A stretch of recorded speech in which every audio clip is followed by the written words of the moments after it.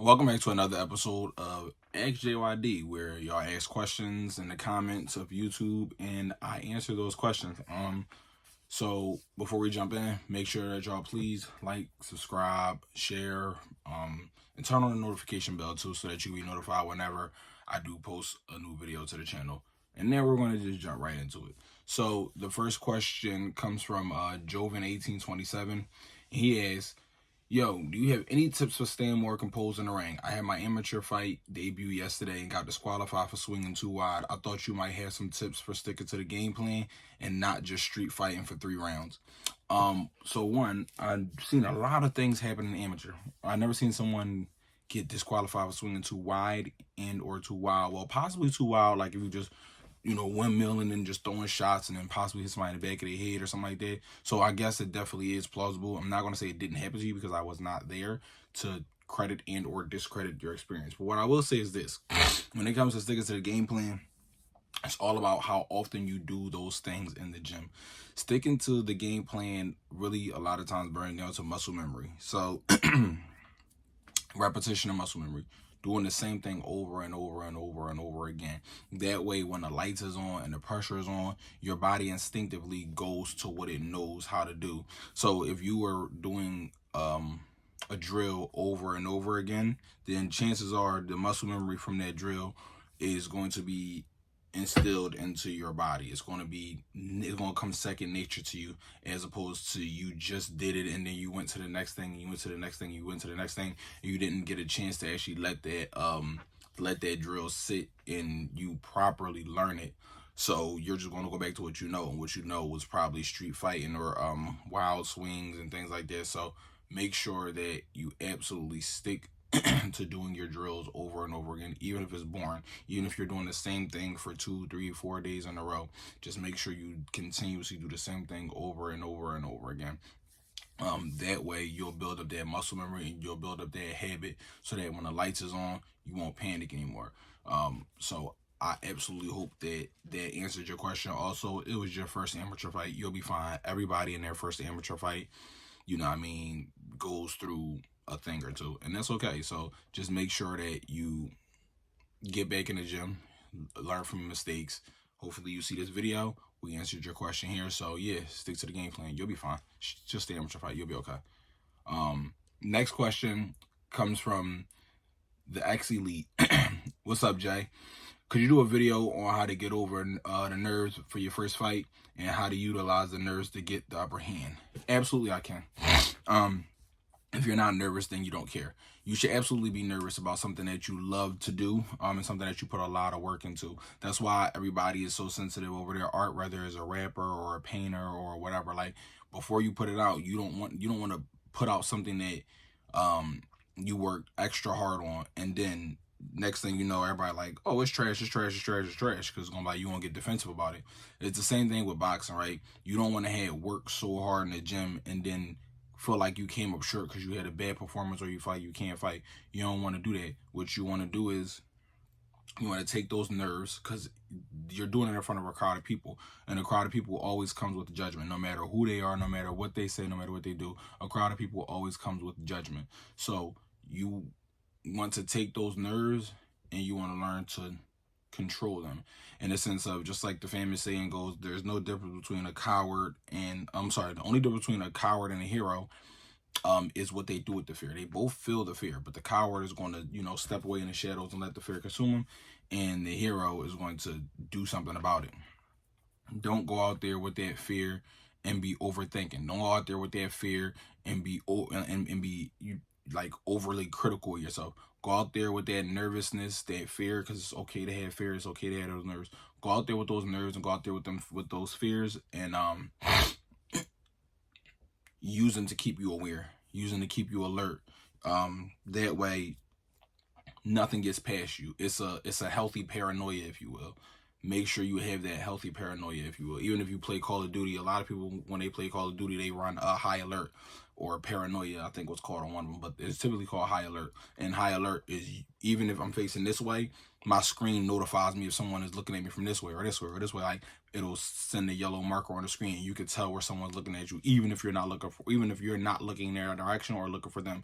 that high alert goes off, boom, then you know which way to look. You kind of use that same thing in boxing. Use that high alert in boxing, if you will. That's what that good paranoia is. So I hope that answers your question. Yeah. And the next question comes from follow_Christ for life. Yo, do you mix how do you mix having kids and having a full-time job and boxing? I just answered that actually on Joaquin's podcast yesterday. Joaquin Buckley, we just did a podcast yesterday. The simple short answer is I don't have a life. The reason why people can't mix those things is because people have lives. They want to go out and they want to hang with their friends and they want to party and they want to do all of the other cool things. I don't do those things. I go home. I shoot content, I train, I be with my folks, and then I repeat that cycle over and over and over again. Yeah, I don't have a life. Like, that's really the short answer. I don't have a life. My life is in the gym, at home, working and doing what I gotta do. Like, I don't have a life. And that's really the short answer. If you want to be successful, people make time for the things that they want to make time for, right? So if you want to make time for your job and social media and your kids, you're going to do that. If you want to make time for going out and, oh, but man, I really want to go to this party, I really want to do this, I really want to do that, then you're going to make time to do that thing. People make time for what they want to make time for. So I make time for what I want to make time for, which means I don't have a life. I'm not missing anything outside. I've been to all of the parties. I've done all the street stuff. I've, in my past, been with all of the girls and all of the things. Like, I've done all of the things. I'm not missing anything. There's nothing new going on outside. I'm not missing nothing. I don't have a life, and I'm proud to not have a life. That's how you do it, by not having a life. So, yeah. Hope that answered your question.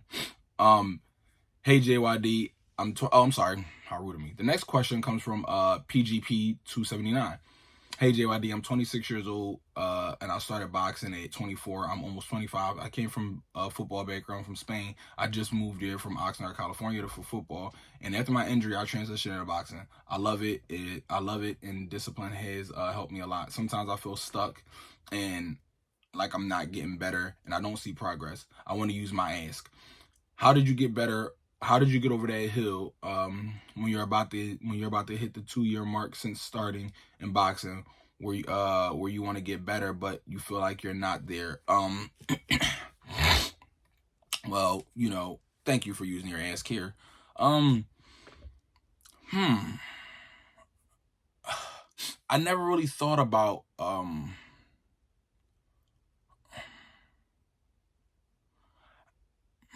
I'm trying to figure out the best way to answer this question. Jeepers Creepers. Okay, so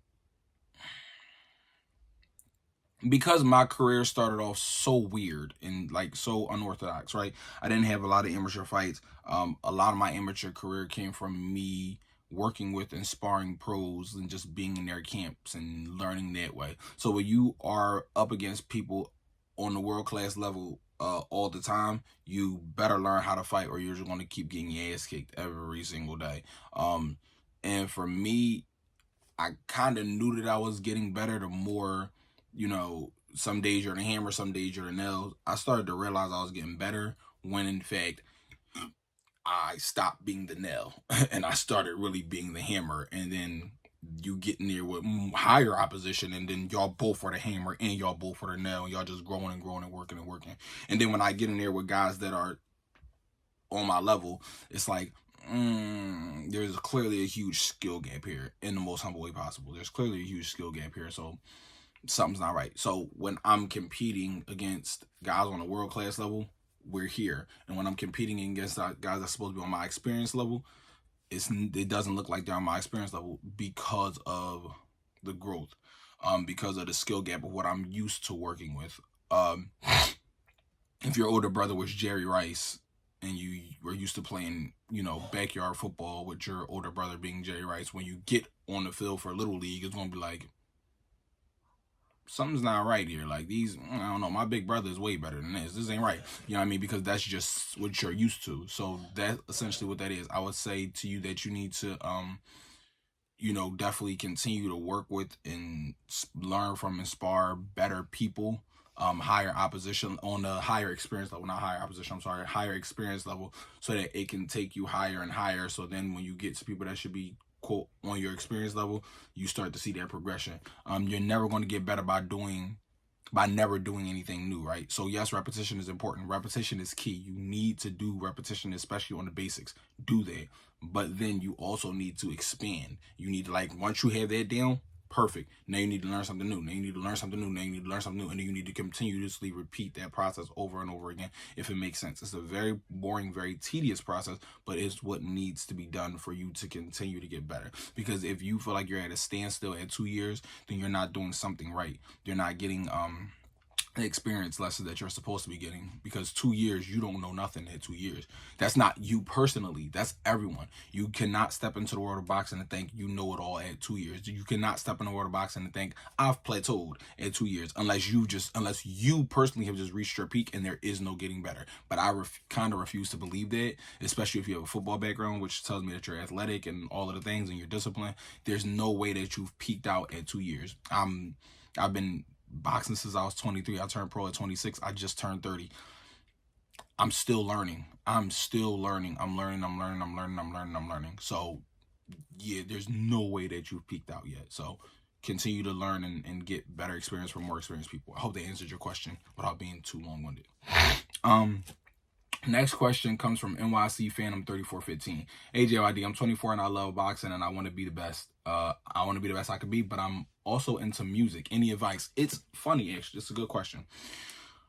I actually have a homie who's actually rich as hell and famous as hell. I'm not going to say who he is because I don't think that the world publicly knows right now that he boxes. It's funny. I actually have two of them. You know what? I'll just go.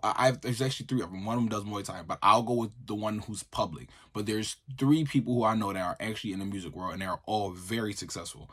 And I'll go with Eddie Baker because he publicly does his MMA. He does Muay Thai and stuff like that. Like, he publicly does these things. The other two, I'm not going to say who they are, but they're successful in it. They're not trying to be. I think one is actually going for relatively high level amateurs and possibly a profile. I gotta look back at what he said, but whatever the case may be, it's just about time management, right? Also, I'm a heavy believer in you can't serve two masters at one time. You cannot serve two masters at one time. So, just sticking with Eddie, right? Eddie does his music and he goes to the gym and he lives his life, right? Is he trying to be an elite world-class fighter? No, but he's learning and he's definitely doing music more than he's doing fighting, but he's also learning both at the same time. You have to figure out which one you want to learn more, which master you're more inclined to serving, because you can't serve two masters at once. You can't do both of those things. Especially if you're learning boxing, then you should really be dedicated. If you want to be serious about boxing, you need to dedicate a lot of your time, like really all of your time, to learning the craft. And if you're doing that, the music or anything else, then I would say you do the same thing there. But yeah, I've seen with my own eyes, being in LA and being away from LA, that Eddie actually does go to the gym. He actually enjoys being in the gym. He actually enjoys fighting. He loves to do it. But he also loves his career. He also loves music. He loves to be in the studio and create and do all of those things too. So you have to figure out which master you want to best serve. As far as the other two go, they're actually doing really well with it. I'm and seeing their progress that they are actually doing really, really freaking well. So that lets me know that they're being in the gym a consistent amount. So there's that. But yeah, you kind of got to figure out which master you want to serve more, essentially. So I hope that answered your question. Next question comes from Truly Magic 3972. Did you want to be involved in the street life, or did it happen just because of the environment that you were in? It happened just because of the environments I was in. I grew up in the hood. I grew up in the urban area. I don't say the urban area. I hate that so much. It's the hood. I grew up in the hood. My brother, my cousin, and folks that's like my brothers, that's my old heads, but like me, they were in the street. It kind of just happens. Yeah, it wasn't necessarily, I mean, it was a choice, because anything that you do is a choice, whether you want to do it or not. It's always a choice. It's always a choice. So yes, it was definitely a choice. I chose to do it, but it was more environmental. It was more um happenstance of my environment. Um it's not something I'm boasting and bragging about. No, it's not a good joint at all. But it's life. You know what I mean? It is what it is. Things happen. Fortunately, I wasn't as deep in it as my cousin or my brother or some of my brothers. But yeah, it happens. So, it's about what you do after that. French fries. Um. Oh, what do you know? That was actually the last question. Um. So I appreciate y'all for taking the time out for spending time here with me, JYD. A lot of you guys also always talk about the diapers in my background. This was once upon a time my wife's office, but now it's kind of like both our office or whatever. But I really use it more. We have a newborn baby, so we got a bunch of diapers, and people and family gifted us a whole bunch of diapers. So that answers the questions about the diapers back there, guys. So yeah, um, like, subscribe, turn on that notification bell. Thank y'all so much. We're almost at 4,000 subscribers, so we're on a road to 4,000 subscribers. I love you guys. See y'all next time on Ask JYD. Peace.